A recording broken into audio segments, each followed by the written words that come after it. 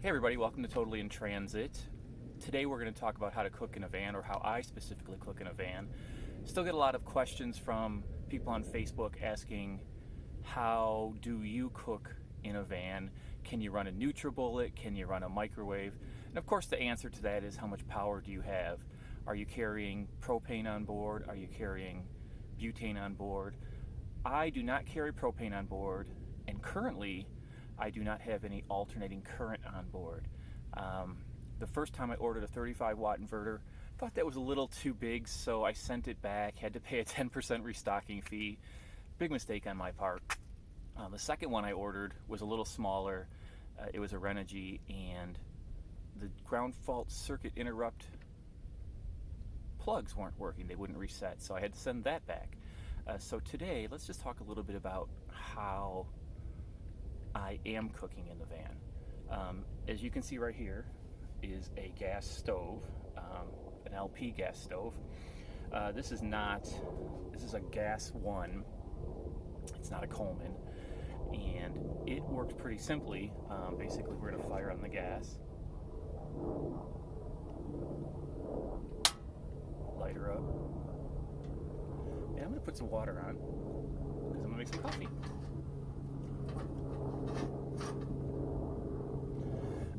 So the other thing, so we talk about Nutribullet here. A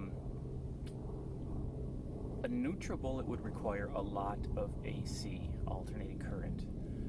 So I told you I had plans to put in a 3500 watt alternator charger, and that was when I thought I was going to run all these AC appliances, right? I was going to run a microwave, and I was going to run a blender, and quickly, once I got the van and started building it, I realized that those things really don't make sense for me.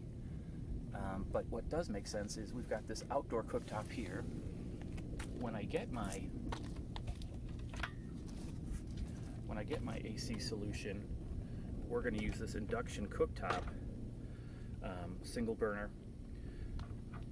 It's got to have enough startup current on my alternator charger to get this thing running, so it's going to have to be about 1500 watts or above with a good startup charge, but that's what we're going to use in the van.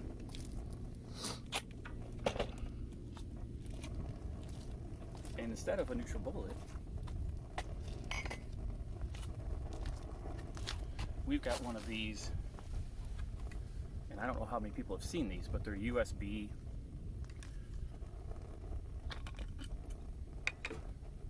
blenders. So basically, let's put that down that way. This thing charges on a little USB port that you already have in your van. Once you charge it up, you can make a smoothie. Let's make a smoothie right now. So we're going to put a little cream in here. I know, should be using milk.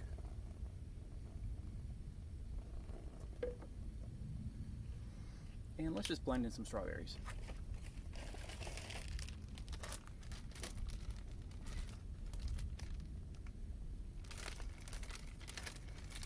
Now these are frozen strawberries. Right, look at that.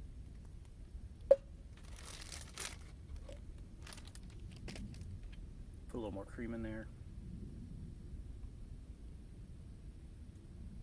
I don't know how much cream I'm going to need, actually. Then you put on the blending part, screw it on, and just kind of start off at a little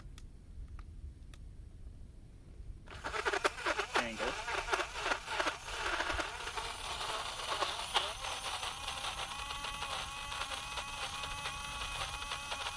Let it start blending.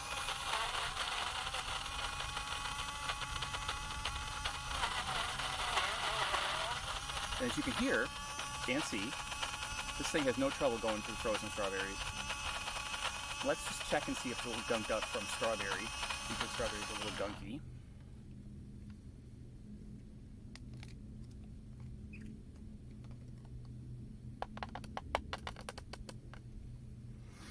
Nope. As you can tell, it's awesome. And this one I bought came with a straw.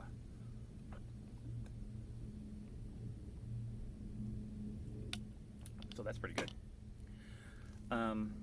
We're also gonna wait for this thing to boil here and make some coffee.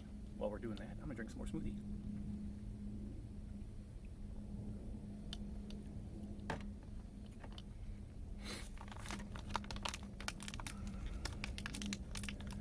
Now, coffee's a different subject, right? Everybody's got their favorite how to make coffee. And man, I can't even open this whole thing for a sec.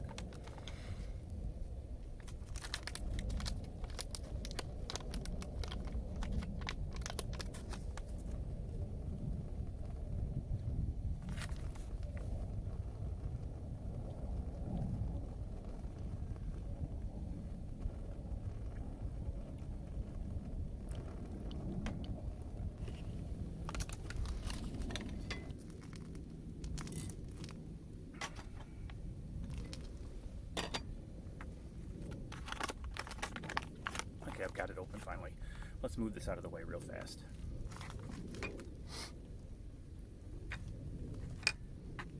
Taking a little smoothie sip. So we were talking about coffee a little bit, and everybody's got their favorite way to make coffee. And AeroPress seems to be very popular. This is a French press, so we're going to use a French press to make some coffee. And basically we're going to put in a tablespoon or a teaspoon per serving. It is a tablespoon. All right.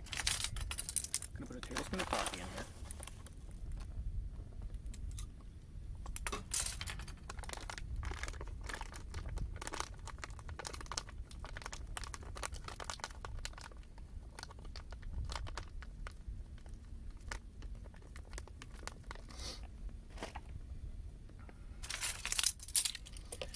And then we're going to put our hot water in. And what we're going to do is put this press down, and after the water soaks the coffee, we press it, and it presses down the filter, coffee grinds. The liquid comes through the filter, and then we pour it out into our cup via this filter. So this is hot now, it's boiling. Let me turn this off and attempt to pour this hot water in here. As you can see, that's steaming up pretty good. Smells really good. All right, let's put this on.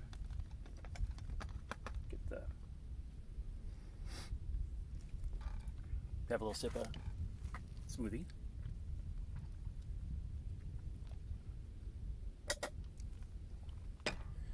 And get our coffee cup ready.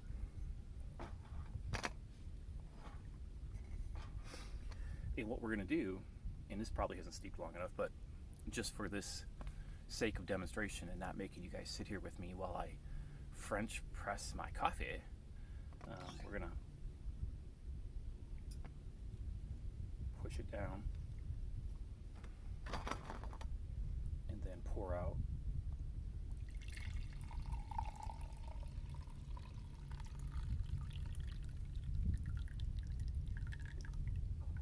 some freshly made no ground coffee.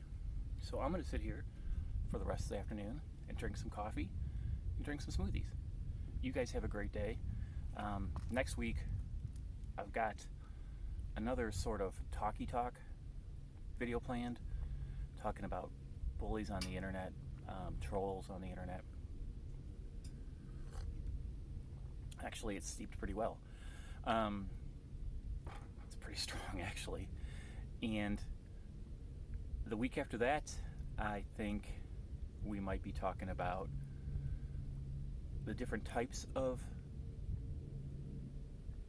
campers, nomads, van life people, because a lot of you are new to this van life thing, hence the questions about, well, how do you cook, right? If you're new, you you have lots of questions. What can you do? What can't you do? It's not a house, obviously. You just can't flip on the current. So stick around for that. I will be posting some more van tours, but I want to get a little further because of all the negative comments that I received. Because even though I explained our van is mid-build, even though I explained things weren't finished, people are like, oh, that looks like crap. That looks terrible. I wouldn't do it that way. So in order to just prevent that, I'll just get a little further along and show a more up-to-date van build in a couple weeks. So if you want to ride along with me on this tour, hit subscribe. Thanks everyone, bye.